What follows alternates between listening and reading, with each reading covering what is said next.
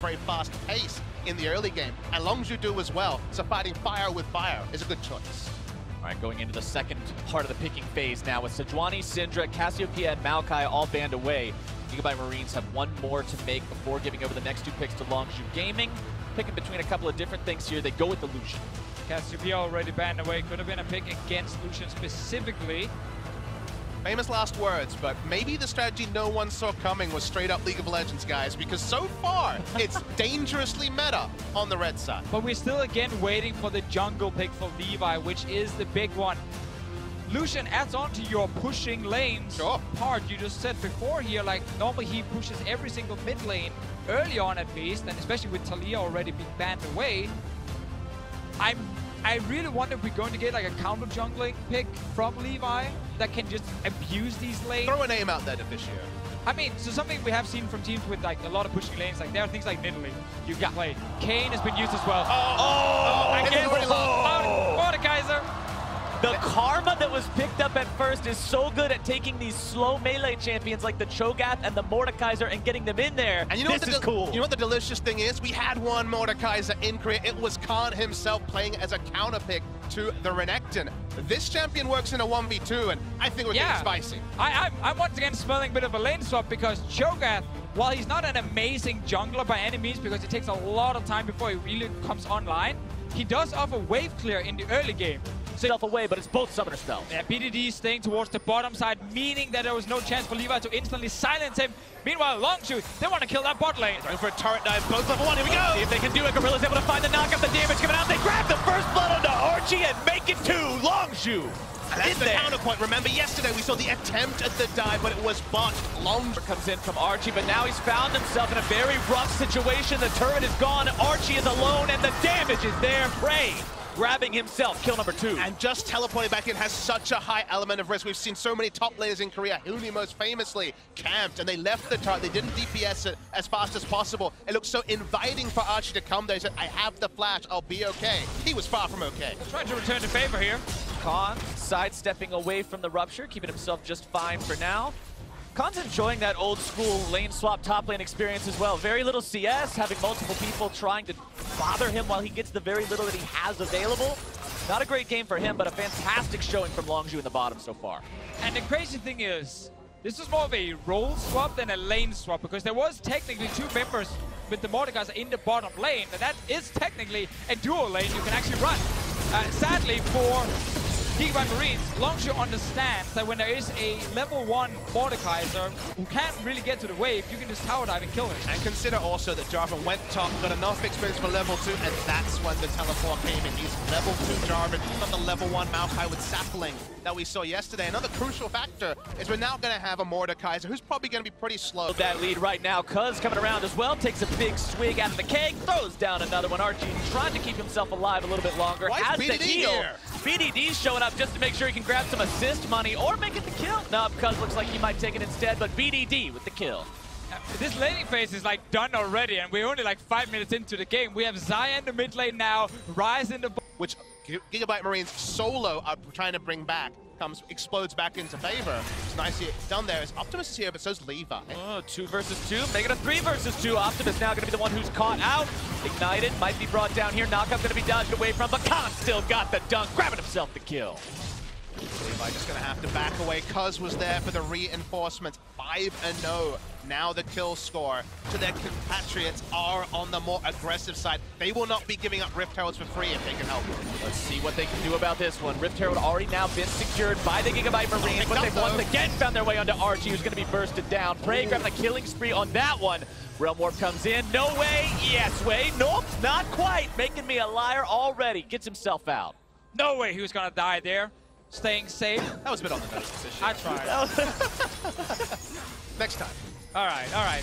Thanks for calling me out, guys. As Archie was dying, you'll get him next time. Bud. As Archie was dying, crucial factor, he did pick up the Rift Herald. It could have gone and being unable to be picked up, was picked up there, so at least they have something to show for their day. Oh, the teleport. Here we go. Teleport coming in. Double TP. Longzhu immediately collapsing onto it. Archie looking to get himself out of the way. Harvesters of Sorrow keeps him alive for an extra second. Prey going to be going on a rampage.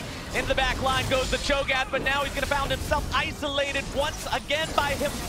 Lonesome and deleted by the power of Cuz and the rest of Longzhu. The dunk comes in, the flashes are forced. Khan gets those summoner spells out as Longzhu takes it 2-0. Yeah, Gigabyte Marines at the moment, 5k gold down, not picked up a kill, not picked up a tower. We're actually looking at a potential perfect game for Longzhu. Bit of fine text there. They did pick up a Rift Terror. That was something. Does that count, really? Yes, it does for me. I'm into true perfection. I get Garciel's biased. What can I say? But for now, at least, on screen, it is a perfect game. As we're going to see the replay, and they really like completing teleports, what I'm learning about the Gigabyte Marines.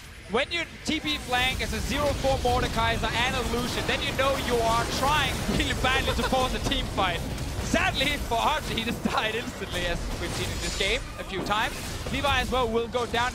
That is actually another thing to highlight about Gigabyte Marines' comp in this game. They don't really have engage. So if you are trying to play fast and trying to get back in the game by forcing big, skirmishes, you kind of need more engagement in your comp.